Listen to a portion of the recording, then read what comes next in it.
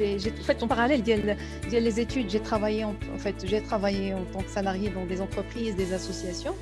Et après le diplôme, j'ai fait le choix donc de m'installer en tant qu'indépendant et de créer mon propre cabinet. C'est une autre expérience négative. Et en parallèle aussi, je fais du bénévolat en tant qu'acteur associatif. Donc, je suis dans pas mal d'associations. Et parmi les associations, c'est une association qui regroupe donc des experts comptables français et franco-maghrébins, ou maghrébins. Et donc, effectivement, des experts comptables, en fait, des experts comptables qui travaillent au Maroc, qui travaillent en Tunisie, en Algérie et en France. Très bien, merci. شكرا لميا على هذا. مازال غادي نرجع لك في المحور الثاني. نعطي الكلمه للسي حسن. شنو بغيت تقاسم مع المشاهدين ومع المتابعين ما يخص المسار المهني ديالو والمحطات المهمه في المسار اللي هذا السؤال ديال التوجيه كيتطرح كل مره. سي حسن مرحبا بك. السلام عليكم، مساء الخير. حسن فنين، أستاذ ومدير عام ديال مجموعة مدارس بمدينة مراكش، فيها مدارس مدرسة عليا ومدارس ابتدائية وثانوية. تيسرني نتفاعل معكم في هذا لو سيمينار en ligne. Alors le parcours ديالي أنا très simple. Après des études, après un baccalauréat, le choix ديالي في le baccalauréat était personnel. أنا من الناس اللي ما كانوش يستافدوا من l'orientation كما كاع المغاربه ذاك الوقت. Il y avait pas un service d'orientation في les années 80. كنتي تدير l'orientation حسب سمعتي ولا كان تاثير في العائله. انا شخصيا ما كانش عندي تاثير في العائله لانه كنت فقدت الاب ديالي صغير بزاف، والعائله ما كانش هذا النقاش ديال التكوين والتربيه ما كانش في الدار. الاهم عند الوالده الله يطول عمرها مثل عائشه، الاهم عندها هو تبقى في المدرسه. مانتونو اللي درتي ديك الساعه كان مزيان، وعلى خلاف ما كاين الان. ما كانش ذاك الوقت مهن احسن من مهن اخرى، على خلاف اللي كاين الان. ديك الساعه الناس il suffit de faire des études supérieures déjà tu es dans la réussite. الا طلعتي للجامعه راه ديجا نجحتي. ودونك طلعت درت لي زيتود ديالي. غير انا كنت درت واحد التخصص من الليسي. كنت بغيت نكون بحال الاستاذه لمياء، كنت باغي نكون اكسبير كونتابل. فوالا في لافي ديالي جو فولي فيغ دو شوز كو جي با فيت، جوج الحوايج اللي ما درتهمش، اكسبير كونتابل ورجل سياسي. من صغري كنت نحلم بهاد الجوج. علاش اكسبير كونتابل؟ لانه مني انا صغير تقريبا السن ديال 12 عام ولا 13 عام توفى الوالد، وكان فرقنا بيناتنا الخدمه انا وخوتي باش نسيروا المسائل العائليه. كانت عندنا واحد لافير فاميليال، وانا عطاو لي يمكن ذاك الوقت اسهل حاجه هي ندير الحساب. دونك بقيت تندير الحساب وتنجمع ونقول لهم شحال خصني نخلص هنا وشحال دار هذا وشحال دخل هنا ولا الصوم ايتترا. سا ما ايدي في ديال العائله. فوالا سا ما ايدي. اي بي ابري جو مسوي دي جو فيغ اكسبير كونتابل. فوالا من بعد غادي تاتي الرياح بما لا تستهي السفن. واحد الوقت غادي نكون تنقرا في الليسي وما غاديش يكون عندنا الدرس ديال الانجليزيه، وكانت انا المستوى ديالي في الانجليزيه كان مزيان بالنسبه لذاك الوقت. باسكو فيك ما تنقراوش وانا الانجليزيه ديالي مزيانه. كنمشي نقرا شي حاجه. مشيت قريت الالمانيه. قريت الالمانيه سنه 3 سنوات ديال الثانوي. الالمان ذاك الوقت في الثمانينات كانوا تيجلبونا باش نمشيو لالمانيا. دونك كانوا اثروا لي في المسار ديالي لانه عطاونا لا بورس وسير تقيد هنا فابور. المهم درت كاع المراحل باش نمشي لالمانيا. وغادي يوقع لي واحد الحادث في السفاره ديال المانيا في الدار البيضاء، ان واحد السيده غادي تستفزني، واحد الموظفه المانيه، لانه غادي تجي نسول على الفيزا ديالي وغتقول لي انت فين زربان. غادي تاخذ الفيزا وغادي تمشي لالمان وغادي تخلي القرايه وتمشي تخدم وتجيب مرسيدس وتجوج في المانيا. هاد باقي نعقل على هاد السيده الله يجازيها بخير. كل لقيتها دابا نبوس لها راسها، لانه بالسبب ديالها عسى ان تكرهوا شيئا هو خير لكم. بالسبب ديال هاد السيده ما مشيتش لالمانيا حيت شركت الدوسي وبقيت في المغرب ومشيت للكليه. وغراس ا سيت فام جو سوي فيير دو سكو جي في اوجوردي، لانه ما كذباتش. الاغلبيه ديال صحابي اللي مشاو ذاك الوقت خلاو الدراسه وعطاوها الخدمه والبيع والشراء ديال الطوموبيل، وإفكتيفمون داروا الحياه ديالهم تبدلات. وانا ذاك الوقت كنت تقلقت. بقى فيا الحال اللي تقول لي غادي تمشي تجيب مرسيدس وتجي وما غاديش تقرا. وما درتش هذاك المسار اللي كنت غادي نديرو، ومشيت تقيد في الكليه لانه كان اخر حاجه غادي ندير. وداك الوقت حنا كانت فرنسا سهل المنال، كان جاوني لي زانسكريبسيون في فرنسا لانه كانوا المعدلات في الباك كانوا الحمد لله كانوا مزيانين، وكنت خليت كل شيء ودخلت للكليه. غادي ندخل الكليه، غادي ندير الباك بلس 4 ديالي ذاك الوقت، ومن بعد غادي نمشي لفرنسا. ومن بعد الحمد لله ذاك المسار اللي ما درتش بدا تيبان لي في حاجه اخرى. في الاول بدا تيبان لي في لا فينانس، aller faire la banque, la haute banque, ou la faire un directeur financier, finance entreprise. واحد الصدفه في الحياه ديالي، لانه في هذا التوجيه اللي نهضروا عليه توتالو راه كاين الصدف تيلعبوا دور كبير، وعسى ان تكرهوا شيئا هو خير لكم. بارفوا تيكونوا شي حوايج. جات واحد الصدفه انه استاذ من الاساتذه اللي قراوني غادي يعرض عليا انني نجي نخدم معاه، فوالا. وغادي نلقى راسي استاذ، وغنلقى راسي سورتو مسير بيداغوجي.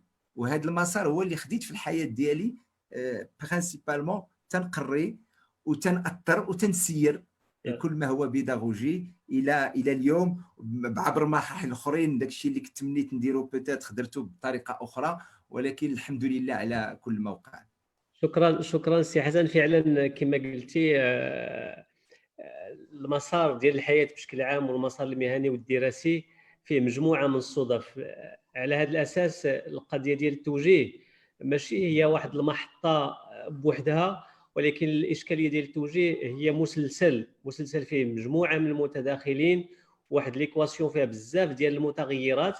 داكشي علاش ملي كنهضروا على التوجيه خص يكون واحد النوع ديال التعميق في التفكير فيما يخص التطلعات، الطموحات، الاهتمامات والمؤهلات والقدرات ديال الشخص اللي غادي يتوجه، باش يفهم اولا الانظمه ديال التكوين والانظمه ديال التشغيل والمحيط ديالو، وخصوصا اشنو هو المشروع ديالو، شنو هو المشروع المشروع المهني ولا مشروع الحياه. وهذا المشروع راه عنده واحد النقطه ديال البدايه وعنده واحد النقطه ديال النهايه، وكيمر بواحد المجموعه من ديال المراحل. فهاد المراحل فعلا فاش كيكون التوجيه عنده واحد القيمه وواحد الاهميه، ولكن مع الاسف كنلقاو ان اليوم كيتخداز لهذا التوجيه فقط لواحد السنه ملي كتبغي تدوز من الباك مثلا الجامعه، واللي ملي كتكمل الجامعه حتى تتوصل هذيك المرحله ديال اتخاذ القرار عاد الاشكال كيتطرح. الوغ كو نورمالمون راه واحد المسلسل اللي خص الواحد يفكر فيه وفيه مجموعه ديال المتداخلين. الا بغينا نقسموه لشقين، فيه واحد الحوار ولا واحد الجانب اللي كيتعلق ولا اللي الدور ديال الاستشاره، الدور ديال المصاحبه، الدور ديال التاثير الايجابي. لان شحال من واحد كيأثر عليه واحد الشخص سواء في لونطوراج ديالو، سواء في الدراسه ديالو، سواء خارج الدراسه، كيأثر عليه تيقول انا بغيت نولي بحال هذاك.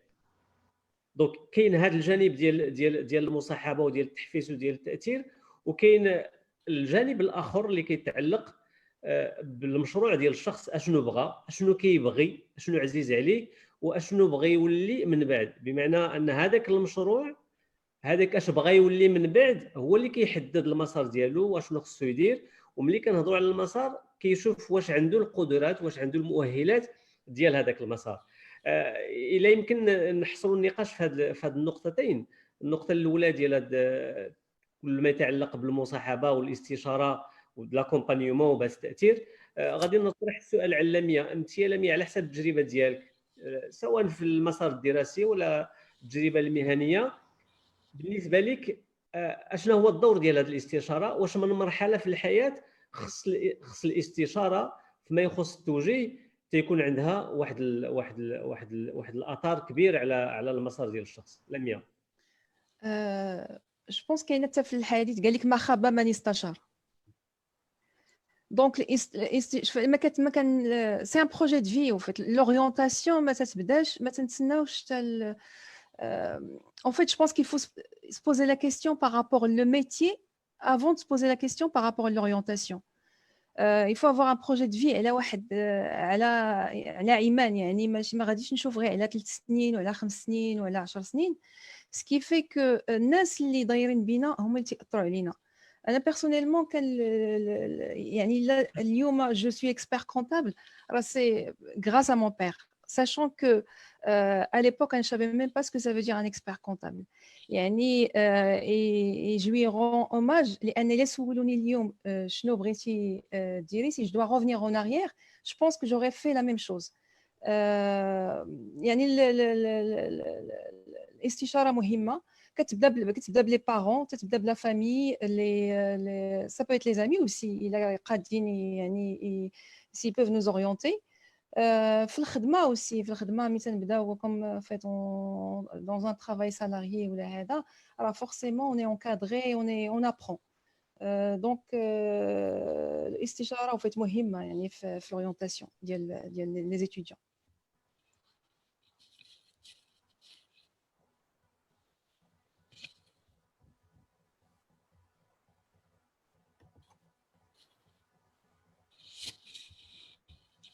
وكنظن اي لي بيرسون اللي او لي زيتيديون تيتوجهوا لهم الاولين هما لي بارون ديالهم.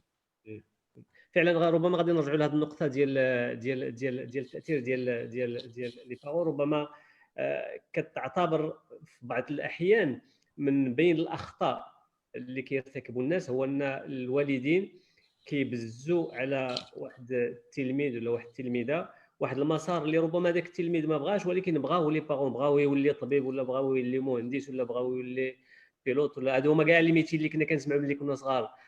كلشي تطرح عليه هذا السؤال: اش بغيتي تولي الا كبرتي؟ وكانوا هادو هما لي ميتي اللي كانوا معروفين. وغادي نرجعوا لهذه النقطه ديال التاثير ديال لونتوراج وبالخصوص ديال الوالدين. وغادي نطرح السؤال على السي حسن ديال العلاقه ديال هاد العوامل كلها اللي ذكرت لمياء والمشروع ديال الحياه ديال التلميذ ولا ديال الطالب. اكزاكتومون سي فريد. لا غير باش غابيدمون على هذه المساله اللي قالت استاذه لمياء. في التلاميذ راه كاين بزاف ديال الحالات. راه كاين التلاميذ اللي مخولين داكشي الوالدين ديالهم ولا الضغط ديال الوالدين تيكون كبير. كاين التلاميذ اللي عارفين اش باغيين، هذوك راه هما اللي ما عندهمش مشكل، عارف ديتيرميني، يسي سكيل فو، شاد الطريق. كاينين واحد الفئه اخرى عارفه ولكن غاديه في الطريق خايبه تيتو، سيتادير ملي تطيح في مواقف انها تقدر تسمع، تقدر تانسبيرا من شي واحد، تقدر تسمع لشي واحد اخر، تقدر بو فيغ كونفيونس او كونساي ديال الناس اخرين ما تيديروهاش. وكاينه الفئه الرابعه للاسف هي الفئه اللي كثيره اللي ما عارفه والو، اللي ما شاده الطريق وما بغاش تشد الطريق، ما بغاش تسمع.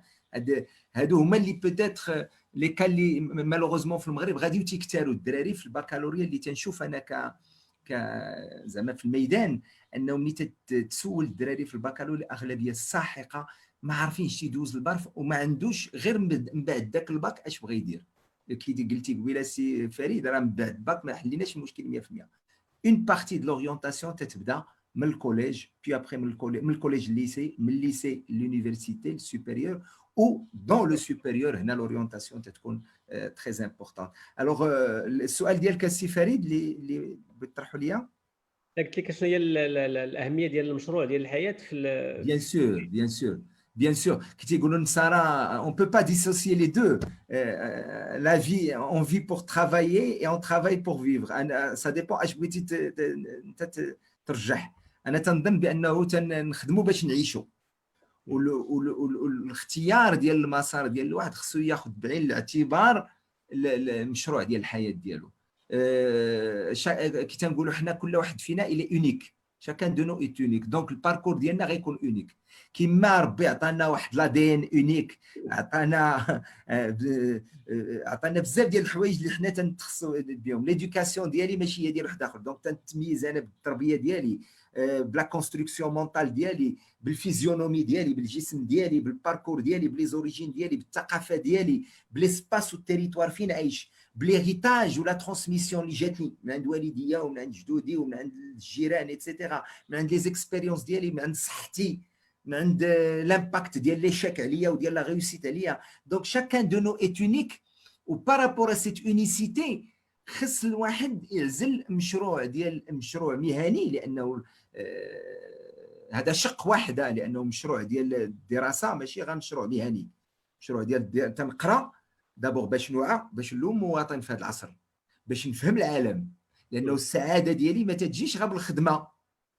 السعاده ديالي تجي كيفاش انا تنقدر نكون في او سيرفيس دو لا سوسيتي. لو بونور ديالي il dépend du bonheur des autres. Et donc une fois تناخذ هاد الاعتبارات كاع هادشي، تنعزل ان بروجي دو في ديالي، وداك لو بروجي دو في ديالي راه تتمشي مع ان بروجي بروفيسيونيل. ما يمكنش نديرو ان بروجي بروفيسيونيل مثلا جو نسي با. في ما جينيراسيون عشت بزاف ديال الاصدقاء اللي خداو واحد المسار ومن بعد تيقول لك مثلا بغيت ندير تخصص في الطب. انا عرفت بانه ذاك التخصص في الطب راه تيديني لواحد 10 سنين 12 عام بعد البكالوريا. ما يمكنش نبغي ندير تخصص وانا بغيت نعيش واحد لا في سبيسيال ديفيرون ديال واحد ديال الطبيب اللي خصو يمشي يدير الانترنا والريزيدانا ايتترا ويبرك في لوبيتال ويسهر بالليل ايتترا. دونك كل مهنه، ما كايناش مهنه احسن من الاخرى، سا نيكزيست با، ما كايناش. وهذه تنحاولوا ندوزوها للطلبه والتلاميذ، راه ما كايناش مهنه احسن من الاخرى. كاع المهن مزيانه، والمغرب الان كدوله شابه راه مازال محتاجه لجميع المهن. يمكن تروجوا بزاف د المهن اكثر من الاخرين، ولكن الا خديناها بالجانب النفسي والجانب حتى المادي، راه كاين واحد الحيف كبير طايحين فيه الناس. راه اللي راه ما احتاجينا كاع نقراو باش نديروا الفلوس. راه اللي بغى يدير الفلوس يسوفي يمشي يدير لونتربرونيا. كاين الناس كي والدينا ما قراوش وداروا الفلوس، ولكن تنقراو باش نوعاو، باش نعليو المستوى ديال المجتمع، تنقراو باش نفهم المجتمع. واكوتي دو سا للاسف دابا تنهضروا على دي زيتود سوبيريور، تنهضروا على الخدمه. alors que les études supérieures c'est d'abord pour créer ان ايماجينير كوليكتيف، باش نفهم العالم، باش نوعى، باش نولي مواطن صالح ايتترا. واكوتي تندير دي ميتي. هاد لا فونكسيون الاولى ديال المدرسه راه بدينا تنتخلوا عليها، اللي هي تكوين الشخص. لانه واحد اللي مربي وواحد اللي واعي وواحد اللي عارف اش يدير، راه كيلكو سوا لو ديبلوم ديالو يقدر يمشي بعيد في حوايج اخرين، مجالات اخرين. شحال من الناس نعرفهم انا اطباء ولاو شعراء كبار ولاو مستثمرين كبار في ميادين ديال الاعلام ولا ديال التواصل ولا شحال من الناس نعرفوهم. جو سي با لورينتاسيون الي امبورطونت الا خدينا اون ماس، لانه باش ما نخليوش دوك اللي تيضيعوا. ولكن الي اتونسيون il n'est pas fatal، c'est-à-dire نقدر ناخذ واحد لورينتاسيون ومن بعد نادابتيها بارابور ا ليفوليسيون دو ما في. دونك انا اللي تنظن الا بغى الواحد يكون عنده ان اكيليبر وبغى ينجح، خصو ينجح بزاف ديال المجالات. كاين المجال الشخصي العائلي، وكاين المجال الشخصي اللي هو صحته والعقل ديالو هذه، وكاين المجال المهني، وكاين المجال المادي. كاين الناس اللي غادي تقدر تخلى على المجال المادي لانه تيحب واحد المهنه، ويمكن داك شويه اللي تيربح منها تيعيش به احسن من واحد تيربح بزاف في واحد المهنه اللي هو ما مرتاحش فيها. دونك وكاين مبادئ، كاين الناس اللي عندهم مبادئ وقيم، خصو يمشي مع دوك القيم ديالو. ما يمكنش انني نمشي لبعض المهن تقدر تكون شريفه، تقدر تكون مزيانه، ولكن القيم ديالها والتعامل ديالها وداك الشيء اللي تطلب ما تيوافقش الحياه ديالي. هاد ليكيليبر انا تنظن هذا الدور ديال التعليم بصفه عامه، ماشي ديال موجه. الله يحسن العوام دوك الموجهين اللي كاينين في لي ليسي اللي تنطلبوا منهم واحد المساله اللي هي غير تيعطيو لي زانفورماسيون، ولكن التوجيه الحقيقي خصو يكون من طرف المدرسه من الصغر حتى الكبر، ومن طرف العائله ومن طرف الاصدقاء، والواحد بالاحتكاك ديالو. لانه للاسف المدرسه تتعلمنا اون سول انتيليجونس اللي تنركزوا عليها ولا جوج، الانتيليجونس انتيليكتويال الافكار وداك الشيء، ولوجيكو ماتيماتيك نعرف. ولكن كاينين دوطخ انتيليجونس اللي غادي يساعدونا، مثلا الانتيليجونس انتربيرسونيل اللي غتساعدنا اننا نشوفوا الاخرين. الانتيليجونس سوسيال تنشوف اخرين اش داروا وتنقتبس جو مانسبير وتنشوف وتنادابتي لي سيتوياسيون بارابور لداك الشيء اللي بغيت انا. اثرتي واحد النقطه مهمه السي حسن، وحنا كاع في الميدان وكنقولها دائما للطلبه، هو خص يحيدوا الناس في دماغهم بانه تيقرا باش يخدم. بيان سور يقرا باش يكون راسو، تيقرا باش يكون عنده واحد المستوى ديال المعارف وديال المؤهلات، عاد يمكن يزاول المهنه اللي Bien sûr. هو تيحب واللي تيمكن يمشي فيها. وهاد القضيه ديال التوجيه راه الخصوصيه ديالها كتختلف من مرحله لمرحله، بمعنى الطبيعه والاشكاليه ديال التوجيه في الثانوي والاعدادي ماشي هو التوجيه في الجامعي. وهنا كتلعب المؤسسات التعليميه ولا المؤسسه ديال التكوين الدور، سواء في المحيط ديالها، لان اصلا الجامعه ولا المؤسسه ديال التكوين خص تكون فيها واحد النوع ديال الحياه. هذاك الطالب ولا هذاك التلميذ راه حتى المحيط فاش كيقرا وكيتعلم كيأثر عليه اكثر مما كيأثر عليه داك لاكيزيسيون ديال لي كونيسونس. هنا كيلعب الدور ديال المحتوى ديال التكوين وديال النظام ديال التكوين، حتى هو عنده دور في التوجيه. ماشي فقط الامر كيتعلق بهذوك الناس الموجهين اللي كنشكروهم على المجهود اللي كيديروا، ولكن راه ما يمكن ليناش نختزلوا التوجيه في واحد جوج ديال الحوايج ديال التقييم ديال ليفاليواسيون على النقاط، يقول لي انت سير السيونس، انت سير ليتر، انت سير السيونس مات، وكنغفلوا واحد الجانب مهم اللي هو ديال الشخص.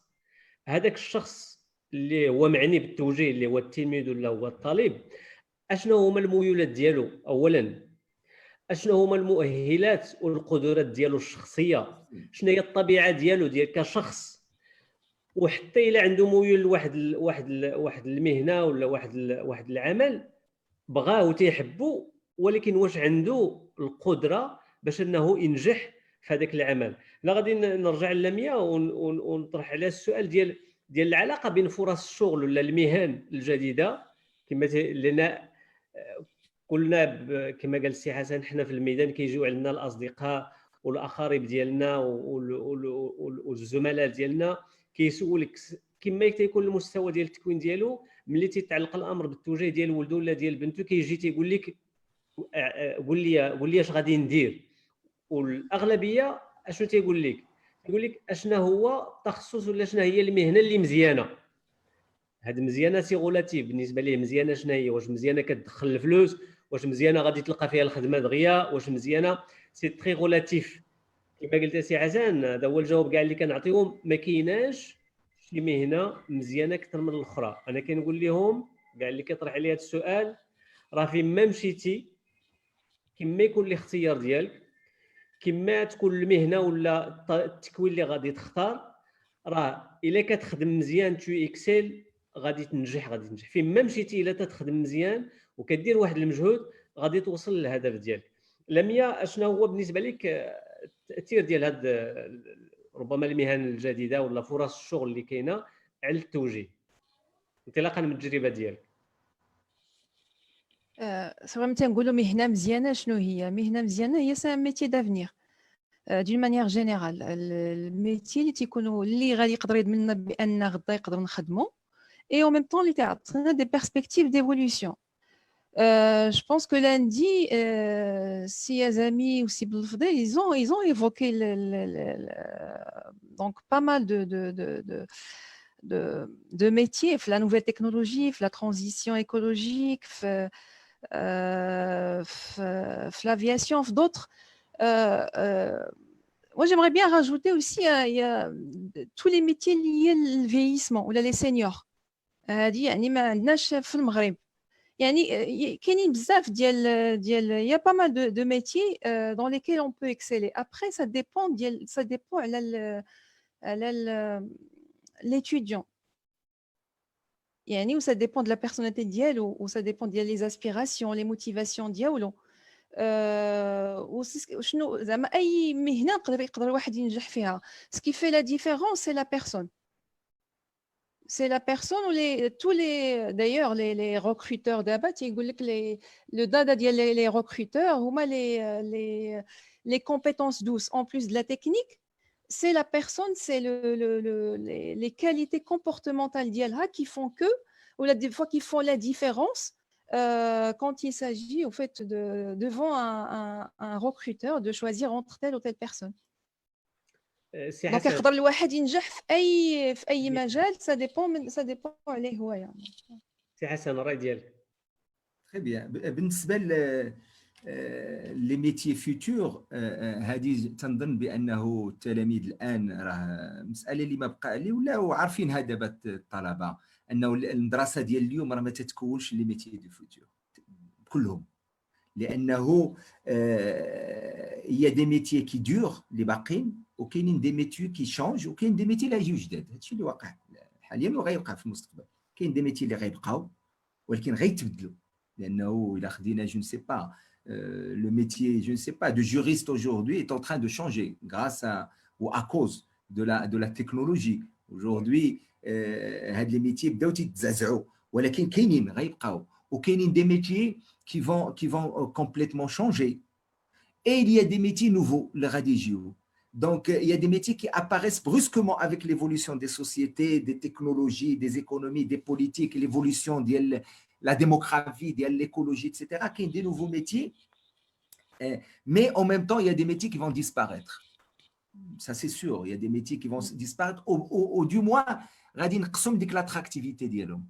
الآن اللي خصنا peut-être باش نوجدوا التلاميذ لهذه المسألة، الأولى أنه المحتويات في المدارس وفي الجامعات وحتى في المدرسه، حتى في الليسي، حتى في الثانوي، خص المحتويات تبدا تكون اشرافيه على هذا الشيء اللي جاي. خصنا ندخلوا هذا الشيء، تكون عندنا الجرأه اننا ندخلوا بعد الحويجات اللي يجعلوا انه الطالب والتلميذ يكون يطل شويه على داك الشيء اللي جاي. هذه الاولى.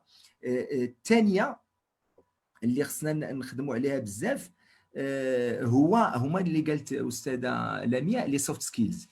خصنا نخدموا على هاد لي سوفت سكيلز، حيت هاد لي سوفت سكيلز كاينه واحد الكفاءه اللي مهمه. مثلا هاد الكفاءه الذاتيه هي لادابتابيليتي، لا كاباسيتي ديال ليليف وديال الطالب انه يتادابتا لو شونجمون. دونك كونت il y a un changement de métier ou là un changement de technologie etc. هنا تيبان لك التلميذ ولا داك الخريج واش عنده دوك الكفاءات الشخصيه اللي تجعلو انه بدوك الكفاءات الشهريه وداك الشيء اللي قرا راه ما تيضيعش، تيقدر يستنبط، يمشي ياخذ داك الشيء اللي خاص جديد ويتادابتا كما داروها الناس في السبعينات الثمانينات.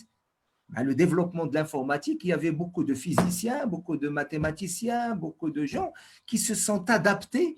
ودونك اوتوماتيكمون بدوك لي كومبيتونس اللي عندهم حاولوا يسايروا التغييرات اللي كانوا.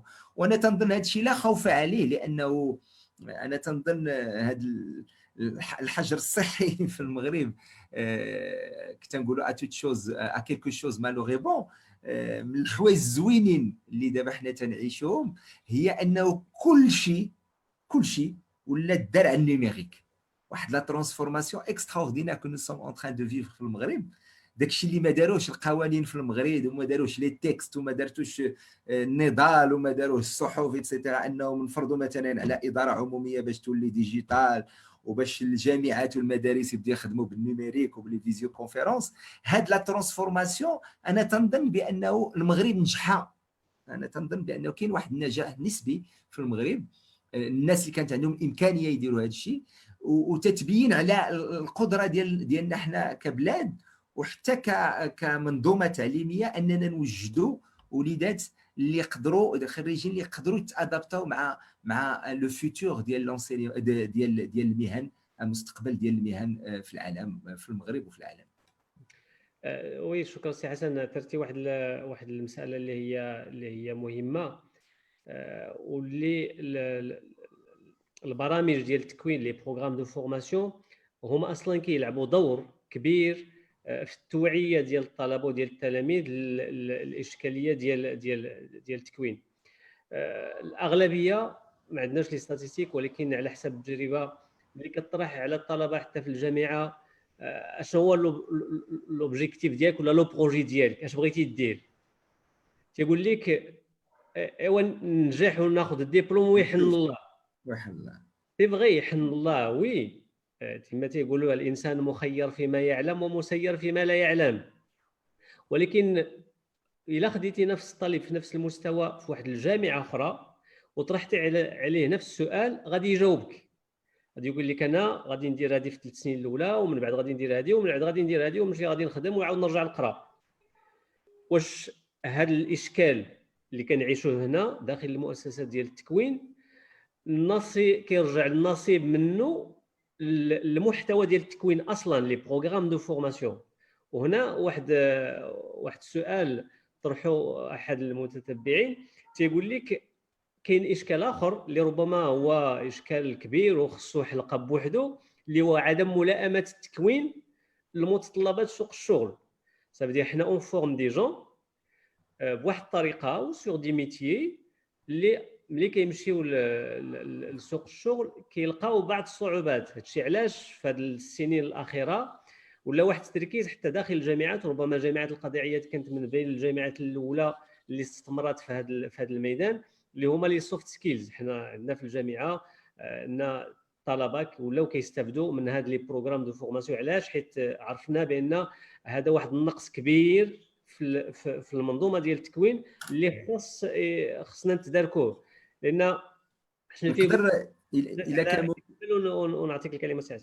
شنو تيقولوا الناس في سوق الشغل؟ يقول لك اودي لا كلي دو سوكسي دروكا شنو هي؟ سوني با لي كونيسونس، ماشي عندك واحد ديبلوم قريت واحد المجموعه ديال المعارف الا انت ما عندكش هذيك القدره باش تستثمر هذوك المعارف. دونك سكي recherché c'est beaucoup plus la compétence que la connaissance، لان la connaissance il est devenu accessible.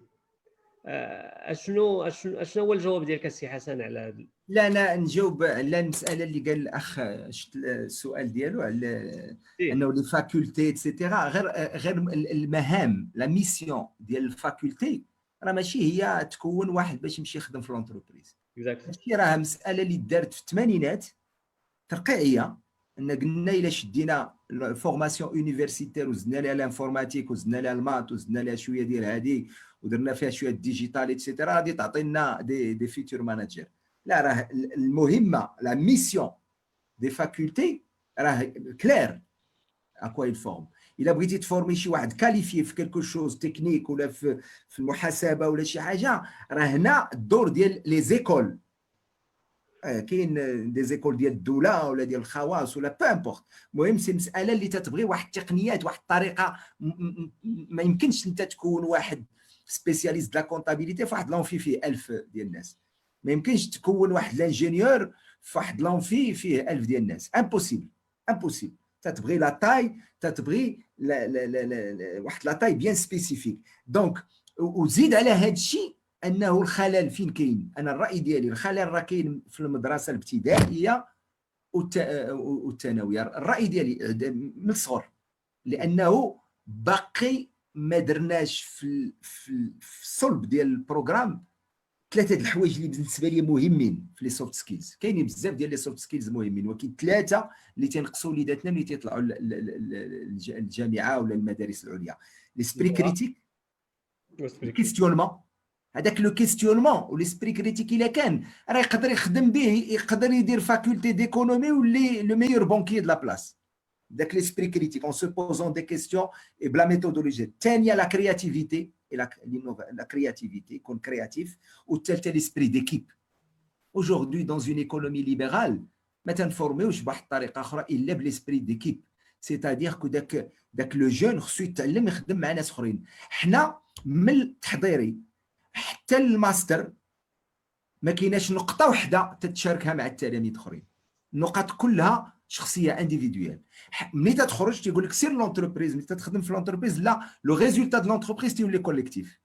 ما تنعلمش هذاك الشاب المغربي انه يخدم اون ايكيب، لا في لونتربريز، لا في احزاب سياسيه، لا في اداره عموميه، لا في جمعه في الجمعيات.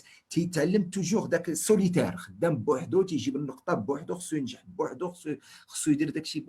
هاد لي سوفت سكيلز اجوردي وليو باش نعمروا المقررات. هذا الراي ديالي الشخصي اللي عبرت عليه مرارا وتكرارا، حتى في واحد البارونتيز ملي كنت خدمت كمستشار في وزاره التربيه الوطنيه، نقصوا شويه من لا كونتيتي ديال لو كي قلتي استاذ ديال لي كونيسونس. نعطيو دي كومبيتونس بيرسونيل، نعلموا الدري مثلا ليسبري كريتيك فيلوزوفيك من الابتدائي. il se pose des questions. علاش داك الحيط ابيض وعلاش الاخر صفر؟ il se pose des questions alors que le programme est fait de telle sorte que l'élève ne pose aucune question. بالعكس L'élève qui pose des questions critiques et qui sort du cadre, ils sont sanctionnés négativement. Ouais. Et quand vous allez jusqu'au baccalauréat, راك شفتوا ماده بحال الفلسفه اللي هي على الاقل هذيك الماده كانت تقدر تعطي لنا واحد ليسبري كريتيك هي حفاظه وعراضه الدراري تيحفظوا وتيعرضوا. دونك سي تري امبورطون لار في لي زيكول. الا بغينا لا كرياتيفيتي خص الدري يرسم، خصو يشطح، خصو يغني، خصو يدير دي شوز، خصو يدير مسرح، خصو سي سا لا كرياتيفيتي ليستيتيك لا كرياتيفيتي تربيه الذوق. وهاد تربيه الذوق والتربيه ديال لا بيرسوناليتي ديال ليليف ديه من بعد حطو فين ما حطيتيه غادي تقدر يتادابتا، فين ما حطيتيه غادي يدير بلاصتو. هذا الراي ديالي الشخصي ونقدي بالنسبه لان سيستيم ادوكاتيف للاسف فيه بزاف ديال الحويجات زوينين. انا ماشي من الناس اللي تيقولوا في المغرب سافا با تو نو مارش با، ولكن هي سيت اسبي اللي تنظن باقيين في المغرب تنخافوا يكونوا عندنا دراري يسبوز ديك، باقي دراري وبنات يسبوز ديك كيسيون، لا المدرسه لا العائله لا كلشي كمجتمع. باقي هذه المساله ديال الكيستيونمون ديال ليسبري كريتيك تناخذوها من الجانب ان غادي تخلق لنا واحد الناس اللي هما تيكونوا دي غوبيل اي نون با دي جون، الوغ سي تو افي فو تو افي. غادي نرجع لهذه النقطه، غادي نعطي الكلمه للمية ومن بعد نرجع على ترتيب واحد المجموعه ديال النقط اللي هما مهمين. السي حسن لمية. يعني جو rejoins السي حسن في الهضره اللي قال effectivement كاع هاد لي كومبيتونس كومبورتمونتال ولا لي سوفت سكيلز مهمين علاش؟ لان تعطيونا من بعد اون طونك سالاريي ولا اون طونك شيف اون فليكسيبيليتي. هاد لا فليكسيبيليتي تخلينا يعني اون سادابت فاسيلمون. دونك دوما اون بو شونجي فاسيلمون دو ميتيي. غدا ولا بعد يقولنا دونك اون بو بلو اكزيرسي اون طونك كونتابل، نقدر ندير حاجه اخرى. علاش؟ لان اونتر طون جي ابري بوكو دو شوز où j'ai une ouverture d'esprit qui fait que نقدر نتعلم rapidement حوايج اخرين. وجانسيست aussi sur la culture générale اللي يعني في سوق الشغل اللي تنشوفوه اليوم ان les étudiants ملي quand ils intègrent la fac ولا une école de commerce ولا هذا ils se limitent المقرر ديالهم. alors que demain même soit en tant que salarié ou là en tant que chef d'entreprise ils seront amenés de façon à défendre leur point de vue, à défendre leur projet devant des parties prenantes اللي هما les banquiers, les avocats ou الناس اخرين الناس اللي خدامين معاهم. donc la culture générale fait que on a cette flexibilité, on est et ça nous donne aussi une possibilité d'évolution. وي سي حسن بغيت واحد المساله سي فريد لو رول دي ستاج. حنا غادي نرجعوا له. لي رول دي ستاج الى خديت الناس ديال مثلا اللي كسا سوا دون لي فاكولتي ولا دون لي زيكول سبيسياليزي، كاين دو شوز اللي اوجوردي موجودين في المغرب وتنظن بانه الجيل الحالي، انا من الناس اللي تنقول المغرب ديال اليوم احسن من ديال البارح سي كلير حتى في التعليم، لانه اليوم كاين فرص ديال لي ستاج ولا فغي سبيسياليزاسيون تنديرها بالستاج. واخا ندير كاع اون ايكول سبيسياليزي شي ندير ايكول دانجينيور ولا ايكول دو كوميرس، لا فغي سبيسياليزاسيون تدير بلي ستاج. تيكون عندي ان بروجي بروفيسيونيل وتمشي نشد داك البروجي ونبدا كل عام نرتب ليه ان ستاج حسب الكفاءات اللي عندي. هذه الاولى. الثانيه لو نومبر دو كونفيرونس اللي كاين دابا في مدينه بحال مراكش ولا الدار البيضاء ولا فاس ولا لي كونفيرونس لي كولوج لي سيمينير، راه عباد الله راه مدرسه اخرى سبيسياليزي اكوتي. وللاسف تلقاو غياب ديال الشباب في هاد لي كونفيرونس. لي كونفيرونس سون تري امبورطونت، لي كولوج لي كونفيرونس لي سيمينير لجوج الحوايج. تنشوف التجارب ديال الناس، تنستافد، تنتعلم وتنتلاقى مع الناس. نقدر نتلاقى مع المدير العام ديال الشركه اللي تنحلم نخدم بها، نقدر نتلاقى مع وزير، نقدر نتلاقى مع مستثمر، نقدر. وهنا تيكون الاقليه تكون الناس قلال ندخل، تكون عندي انا الطالب كيفما كانت الامكانيات ديالي الماديه، تكون عندي غير ورقه ولا بتيت كارت فيزيت ولا غير ورقه فيها السميه ديالي والكنيه ديالي والتليفون ديالي، ونبدا نتبادل مع الناس وندير اون باز دو دوني ديالي باش غدا الا بغيت نطلب ستاج. شوف فلان انا راه حضرت المحاضره ديالك البارح في هذيك المساله ولا الشهر اللي فات، والان الله يجازيك بخير انا راه تنتمنى ندخل ندير ستاج عندكم في الشركه. هاد المسائل اللي بسيطه وفابور، لانه العدد ديال هاد اللقاءات الثقافيه والمهنيه اللي كاينين في المدن المغربيه راه حنا من الدول الرائده بالنسبه للو نيفو دو ديفلوبمون ديالنا.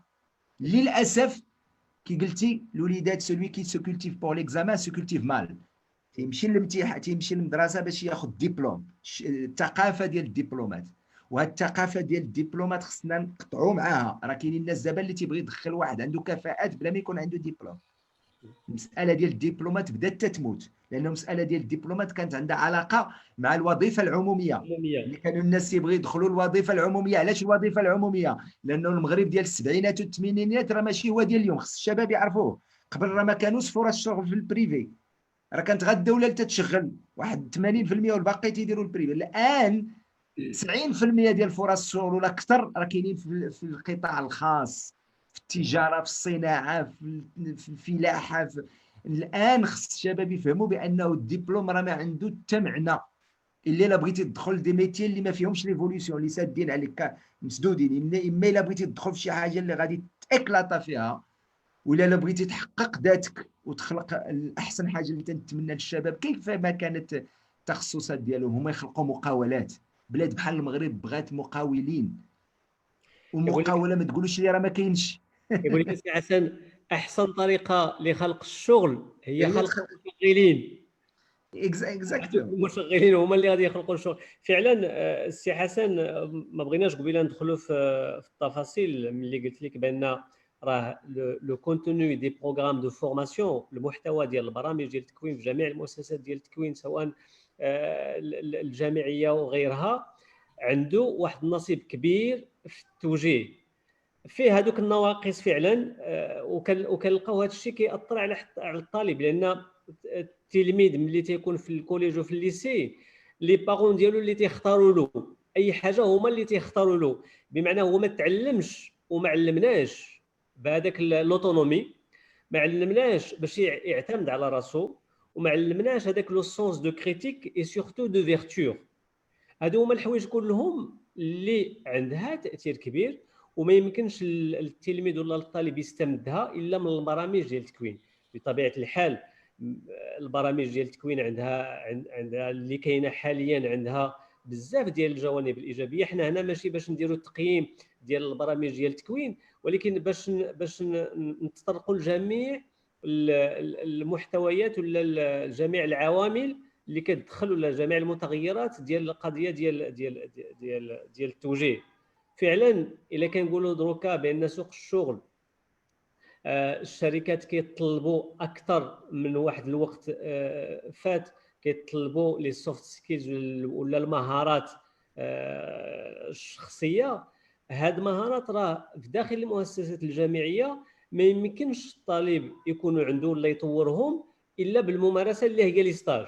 وهذه نقطه مهمه، وكما قلت لك قبيله حنا كندافعوا عليها وكما خلينا كل مره كنغوتوا بان راه ما يمكنش طالب يخرج وعنده واحد الحد الادنى ديال الكفاءات ولا ديال المهارات الا ما تتعلم، لان هادو سيدي ميتي هذه الحرفه، والحرفه خصك تمشي تخدم وخصك تمشي تخدم باش تعلمها. تمارس.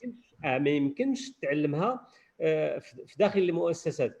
القضيه ديال لي ستاج اشكال كبير، ربما في المؤسسات ديال التعليم العالي الخصوصيه المشكل ما كيتطرحش، ولكن في الجامعات اللي فيها واحد العدد كبير ديال الطلبه حنا كنعانيو كاساتذه من هذا الشيء، وكنطلبوا من المقاولات انهم يتساعدوا ويعطيو هذوك الفرص ديال لي ستاج. حنا كيجيو عند الطلبه تيقول لك استاذ راه عييت ما نقلب حتى واحد ما بغاش يقبلني.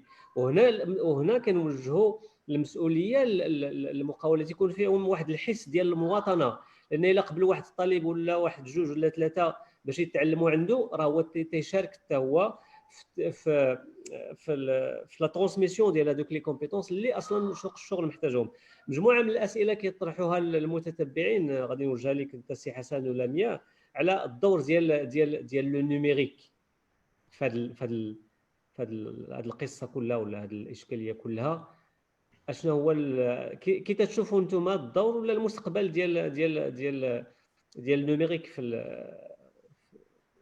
التوجيه؟ سادة لمياء تفضل. لمياء. C'est Farid. Oui, donc de toute façon on peut pas s'en passer. قال السي حسن قال لك حنا في المغرب on excelle في le numérique.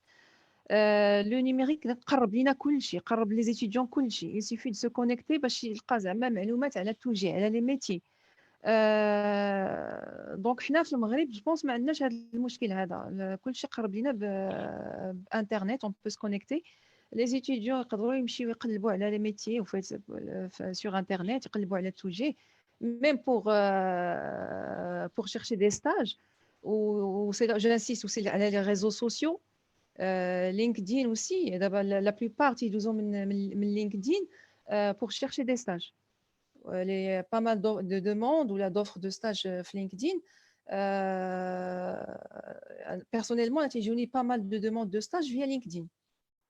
Donc je pense que le numérique ça غادي يعاون بزاف les étudiants, ou je pense la plupart des étudiants في المغرب ils sont connectés.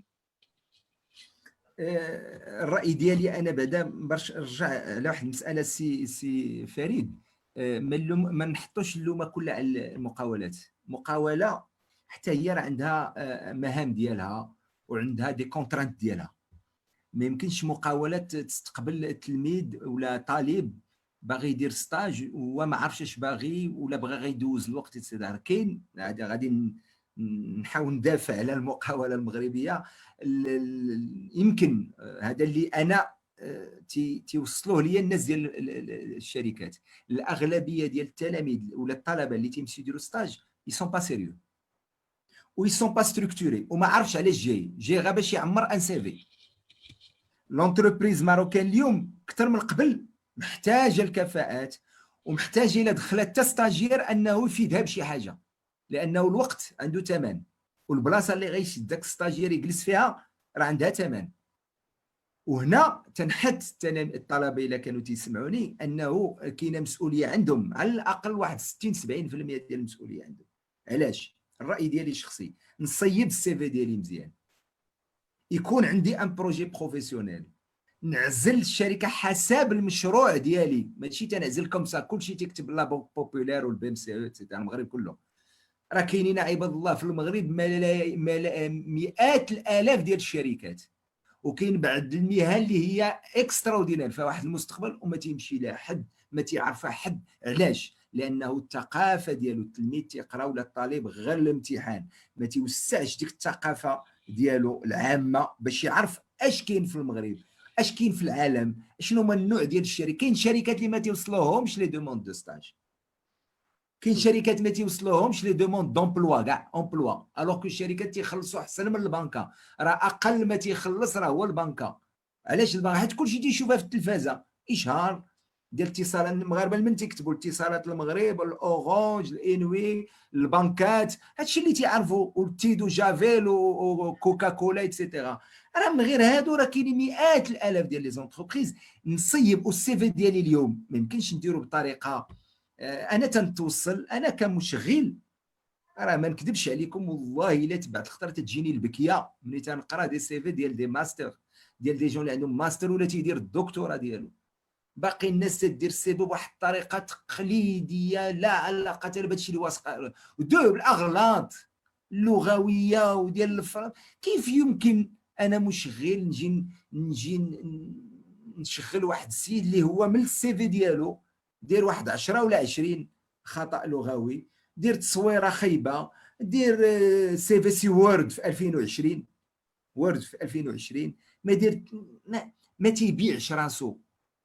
الان الناس خصها تتعلم انها تبيع راسها، واخا تكون عندك كفاءه ولا ما عندكش تعلم تبيع راسك. وباش تعلم تبيع راسك راه داك واحد المجهود خصك ديرو انت، وداك المجهود باش ديرو ما كايناش غير القرايه نقرا غير الامتحان. نمشي نحضر المحاضرات، نمشي نحضر دي شوز، نقرا دي ليفر، نقرا دي غومون، نقرا دي جورنو. عباد الله راه التعليم العالي راه ماشي هي 3 السوايع ديال القرايه في النهار، التعليم العالي راه 10 السوايع في النهار، قرا 6 في المدرسه وقرا 4 بوحدك. واللي ما قدش على هذا الشيء يعطي الثقه للتعليم العالي. الاشكاليه اللي كاينه في المغرب انه الناس تطول في القرايه بدون رغبه حقيقيه في القرايه. تنطول في القرايه وتنظن باني الا طولت في القرايه الصالير ديالي غيطلع. لا، راه تقدر تحبس بالباك وتمشي تخدم وتعلم حرفه وتولي تربح احسن من داك اللي شد باك بلس 5 وما دار به وما داروش باقتناع. الا مشيت بغيت ندير باك بلس 5 كي قلنا في الاول، انا بغيت نعمر راسي، بغيت نكون واحد السيد اللي بعدا متمكن من اللغه، يا العربيه يا الفرنسيه يا اللي بغيتي، عزل اللغه اللي بغيتي، وحده ولا جوج ولا ثلاثه، خصهم يكونوا عندك على الاقل جوج.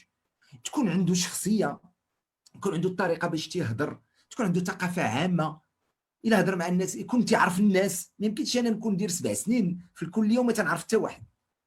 اشني ما تنعرف حتى واحد؟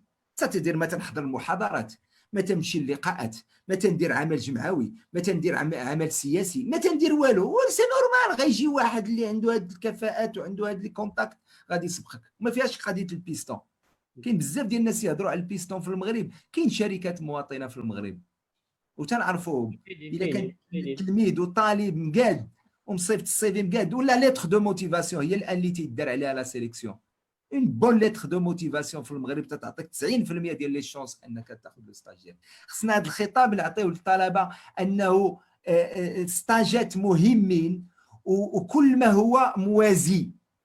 العمل الجمعوي الله يجازيكم بخير، ولا العمل السياسي، اي حاجه جمعويه راه تتربي، راه مدرسه في حد ذاتها، راه مدرسه في حد ذاتها. الا درت غير ديك المدرسه اللي هي الكليه، ولا درت مدرسه متخصصه بوحدها وتمشي غير للدرس ونخرج وتنحفظ غير الدرس ديالي، راه خصني نتحمل مسؤوليتي غدا الا ما قديتش انني ندير شي حاجه مزيانه، راه انا مسؤول عنها. دونك من لي كومبيتونس لي سوفت سكيلز اللي خص يكونوا عندنا هي لوتو بريزون شارج، هي نتعلموا حنا. لانه الجيل ديال دابا عنده الزهر. انا تنظن الجيل ديال دابا محظوظ، لانه الشركات في المغرب ولات كبيره ولات صحيحه ومحتاجه المنافسه، لانه تتنافس هاد شركات اوروبيه واسيويه وامريكيه. دونك باغيين كفاءات. واش تظنوا بانه شركه تجيب لها واحد الكفاءه تقول لك لا ما بغيتوش ندخل واحد انا بيستون؟ داكشي مشى اكل الظهر عليه هو شريف. الان الشركات باغيين دي كومبيتونس كيما كنتي، ولكن بين لي هذيك لا كومبيتونس، ولا عندكم مخبيه خرجها. سير دير واحد لا فورماسيون وحاول تخرج راسك. راه من الحويجات باش الناس تخرج راسها وتعلم تهضر، راه كي قلنا راه كاين الفنون، كاين المسرح، كاين شي حوايج اخرين اللي ما يمكنش، اللي موجودين فابور، كاينين في الجامعات، كاينين في المدارس، كاينين في الجمعيات، ولكن كاين عزوف على هذا الشيء. وتنبقى ما تندير والو، وتنبقى ناعس النهار كله، سوا في الدار سوا ديفون دوك لي ريزو سوسيو اللي ما صالحين لوالو، سوا في القهاوي. ومن بعد تنقول المغرب خايب. انا تنظن المغرب ديال اليوم بالنسبه لهاد الشباب والمستقبل ديالو بالاخص زوين بالنسبه لذاك اللي عشت انا بعدا شخصيا. نتفق معك السي حسن. غادي نرجع للنقطه ديال الستاج. فعلا الدور ديالو ماشي مهم اكثر من مهم جدا في المسار ديال التكوين ديال الشخص. حنا ما كنلوموش لي زونتربريز بوحدهم، لان المشكل ولا المسؤوليه ديال الستاج اللي هو واحد المرحله ضروريه في التكوين باش يكمل التكوين اللي حنا كنهضروا عليه واللي غادي يمكن الناس انهم يخدموا. هذه مسؤوليه كيتقاسمها الجميع، فيها النصيب ديال الطالب اللي كيقلب على الستاج. حنا ما كنهضروش على هاد لي زيكسيبسيون اللي ذكرتها سي حسن، فيها واحد الجانب اللي كيتحملوها المؤسسات ديال التعليم، كنهضر بشكل عام، وفيه واحد الجانب اللي كيتحملوه المقاولات. بمعنى الحل ديال المشكل ديال الستاج خص يكون بين هاد ثلاثه ديال الناس. انا بالنسبه ليا طالب اليوم اللي ما يقدرش يلقى ستاج، هذاك الطالب عمره ما غاديش يلقى الخدمه. ان étudiant qui est incapable de trouver un stage في المسار ديالو ما عمره يلقى الخدمه. ان étudiant qui est capable de trouver un stage quelle que soit la nature ديال هذاك الستاج، هذاك راه عنده واحد المؤهلات انه يلقى الخدمه. ولكن انا ملي كنهضر على الستاج كنهضر على المأسسه ديال الستاج داخل المؤسسات. خصو يولي اون اوبليغاسيون. وبطبيعه الحال ملي كنهضروا على الستاج حنا راه كنعرفوا اشنو هو ستاج. خصو يكون واحد المشروع، خصو يكون واحد عنده واحد الهدف، وخصو يكون واحد لونكادرون هنا واحد لونكادرون ليه. سي تو ان بروسيسوس بحال القرايه. لان علاش؟ لان لو ستاج هو الفرصه باش هذاك الطالب كيولي كيبرز المهارات ديالو وكيولي كيسقل هذوك المهارات ديالو، كيتاكد بانه عنده واحد القدره انه ينزل كاع هذوك المعارف اللي حرز عليهم في جميع المؤسسات. فعلا هذا مشكل كبير. ولكن السي حسن عندنا شركات ومقاولات اللي هي مواطنه، الى بلا ما نذكروا الاسماء، عندنا في مراكش المقاولات معروفين بالسخاء ديالهم، كيقبلوا جميع الطلبه كما كيكون النوع ديالو. وفيكتيفمون خص الطلبه اليوم يحيدوا من بالهم هادشي، كنقولوا لهم دائما يحيدوا من بالهم بان راه ما يلقاش ستاج ولا ما يلقاش الخدمه الا كان كود بيستون. لا، كيوصل اصحاب المقاولات كما قلتي، ملي تيوصلوا واحد لو سي في اللي تيكون مزيان وتيكون على حق طريقه ولا ليتر دو موتيفاسيون خصك تعلل. راه ما يمكنش انه ما يقبلش هذاك الستاج يعني بطبيعه الحال الا عنده القدره، لان حتى ستاج راه ماشي يدخل الناس ويدوزوا له وقت الستاج، راه عنده حتى هو الضوابط ديالو، عنده المعايير ديالو باش يمكن يعطي نتيجه، سواء المقاوله اللي غادي تستقبل هذاك لوستاجير ولا حتى هذاك لوستاجير اللي غادي يمشي. الا ما توفرتيش ليه الشروط داخل المقاوله ما يمكن ليش انه يستافد من هذاك غير واحد لا بريسيزيون سي فريد، واحد لا بريسيزيون. الاغلبيه اللي تنشوف انا في التجربه ديالي ديال 25 سنه في الميدان تيمشيو لي غروند زونتربريز، كلشي باغي يدير ستاج شركات كبار. راه عرفتي فين شكون اللي محتاج واللي فيه ما يدار وفيه دي فغي ميسيون؟ هما لي بيتيت زونتربريز اي لي توت بيتيت انتربريز. ولو تيسي ايكونوميك ماروكان اي بلان دو سي زونتربريز اللي فيهم 3 4 5 10 بيرسون، entre 2 et 10 personnes. هاد لي زونتربريز كاين ان غران بوزوان دو ستاجير، ولكن الاغلبيه ديال لي ستاجير ديال القرابه في المغرب تيبغي يدير شركات كبار باش السي في ديالو. هذا غلط، لانه دون لي بيتيت زونتربريز دابور كاين ما يدار، كاينين مهام، وثانيا داك ليليف تيكون اوتيل تيحس براسو، وثالثا في اغلبيه ديال الاحيان هذاك ستاج ترانسفورما اون امبلوا، لانه الى استثمروا فيه من بعد تيبغيو يشدوه. للاسف هاد لي زونتربريز تيتشكاو ما توصلوهمش بزاف، وملي توصلوهم بوتيتر فئه هادو ما تلقاهم تيقلبوا تيعيطوا للجامعات وتيعيطوا لكل المدارس صيفطوا لنا دي ستاجير. هادوك لي غروند زونتربريز مزيانين حتى هما، راه ماشي غنعيبوا عليهم، ولكن طلبات بزاف تيجيو في واحد المستوى. لم سيبليو لي بيتيت زونتربريز، لي بيتيت ميم با موين، بيتيت اي توت بيتيت انتربريز. لميا متفقه مع السي حسن. ايفيكتيفمون راه في المغرب 80 ولا 90% ديال لو تيسي ايكونوميك اي كومبوزي دو بي ام او. وفي لي بتيت زونتربريز لو ستاجير يقدر يبو ايفولوي رابيدمون. علاش؟ لان يقدر يخدم ديريكتومون مع الكونطابل، ولا يقدر ديريكتومون مع لو ديريكتور فينانسيي ولا هذا. دونك يا دي بوسيبيليتي ديفولوشن. fait, alors pour moi, que ce soit une petite entreprise ou une grande entreprise, l'essentiel, c'est de trouver un stage. Ou pareil, quand moi je reçois pas mal de CV, pas mal de lettres de motivation, j'ai l'impression que c'est la même chose. C'est des copier-coller. Donc, il faut faire un effort en amont. Donc, ça se prépare.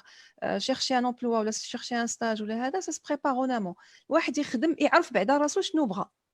Parce qu'envoyer des demandes de stage, les sociétés ديال المغرب كلهم, ça sert à rien. نعرف بعدا راسي شنو بغيت, شنو هما لي موتيفاسيون, شنو باغي ندير par la suite. Et من هنا une fois عرفت راسي شنو بغيت, donc j'affine les recherches ديالي. ما غاديش نصيفط لي سوسيتي ديال المغرب كلهم. وانا جو reçois بعض المرات جو reçois des mails, les ناس ils envoient même pas des les stagiaires ما تيصيفطوش en copie cachée, تيدير كل كاع les destinataires كلهم. donc تنعرفوا بان راه صيفط للمغرب كله.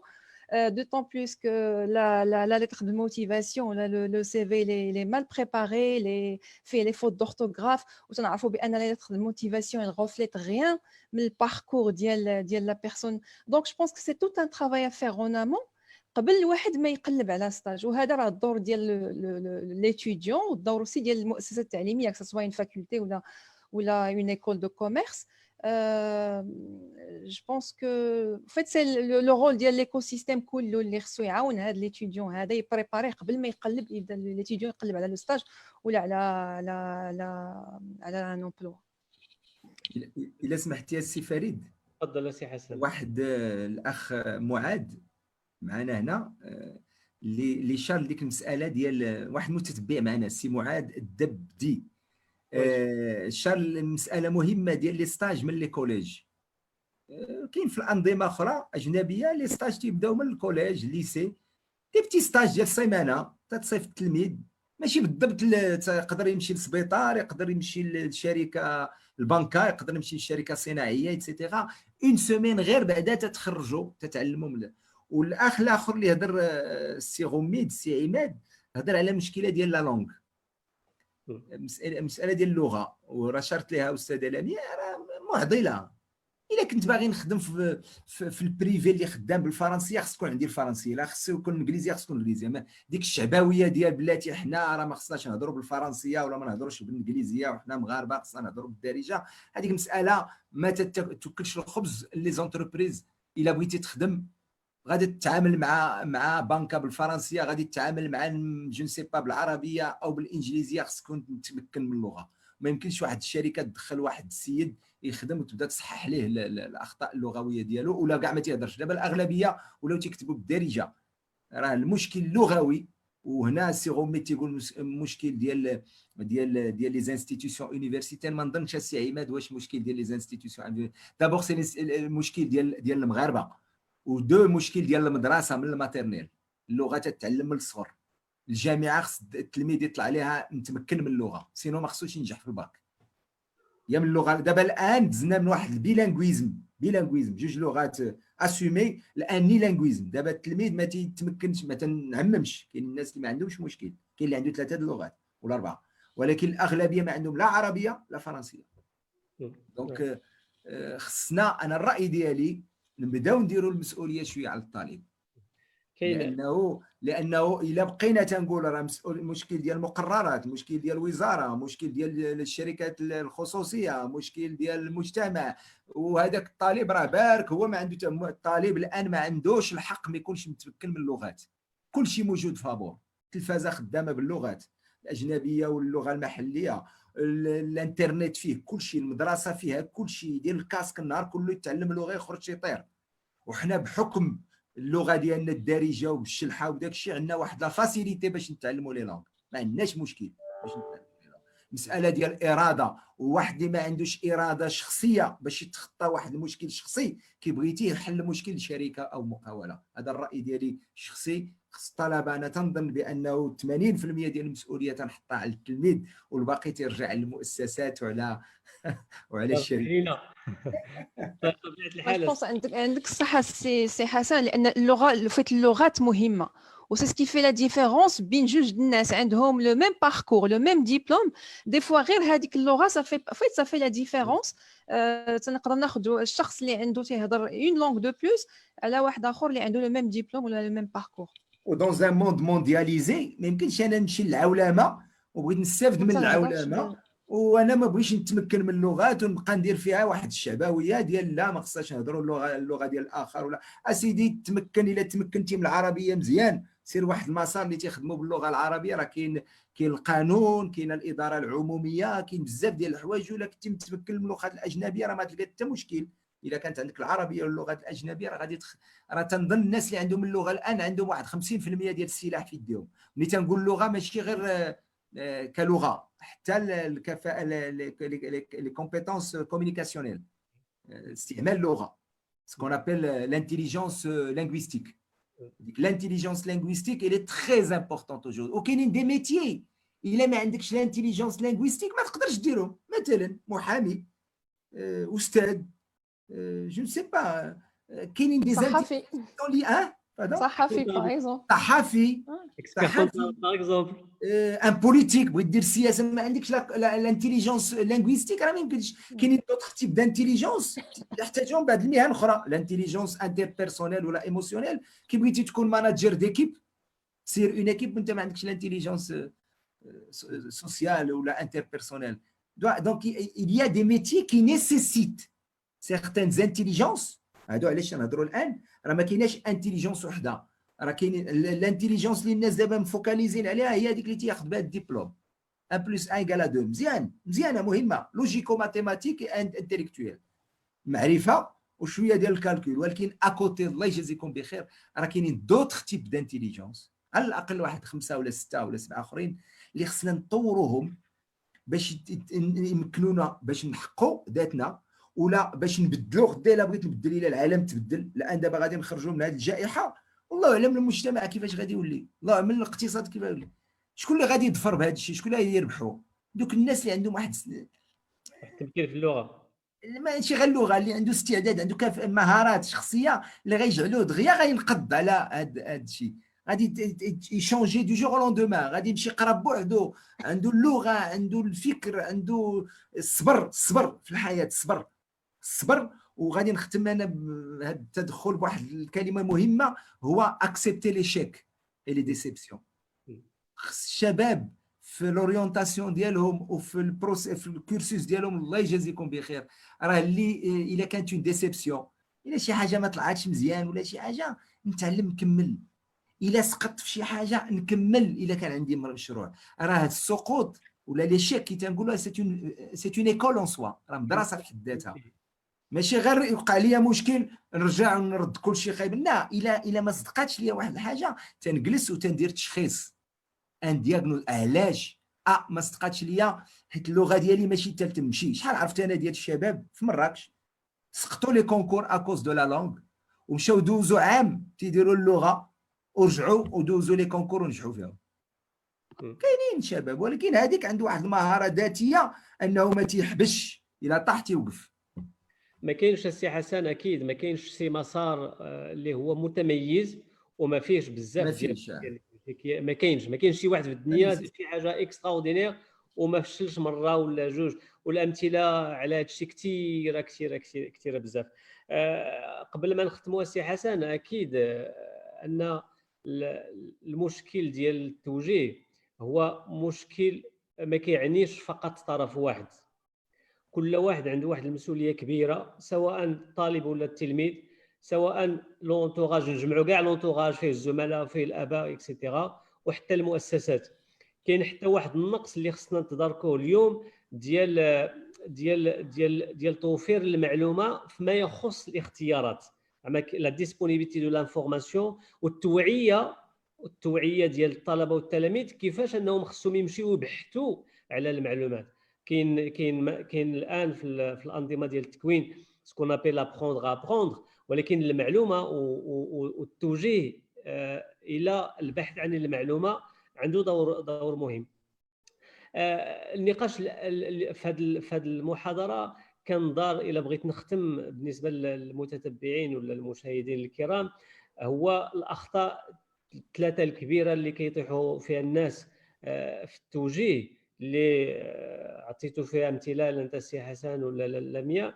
هو خص الناس يتفاداو الاقتداء بالزملاء. ماشي انا غادي نمشي ندير شي حاجه حيت دارها صاحبي ولا جاري وهذاك اللي قريت معاه ولا اللي ولد خالتي، لا.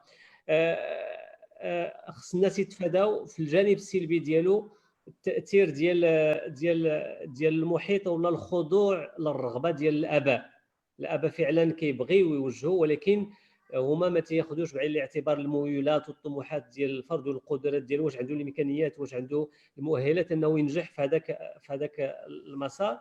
والخطا الثالث اللي خص الطلبه يتفاداو، هذا هو الهدف كاع ديال هذه المحاضرات، اننا ننبهوهم على الاخطاء اللي ما خصهمش يرتكبوا، ولكن نعطيهم نصائح في الاشياء اللي يمكن تنفعهم في المسار الدراسي ديالهم ولا في الحياه ديالهم بشكل عام.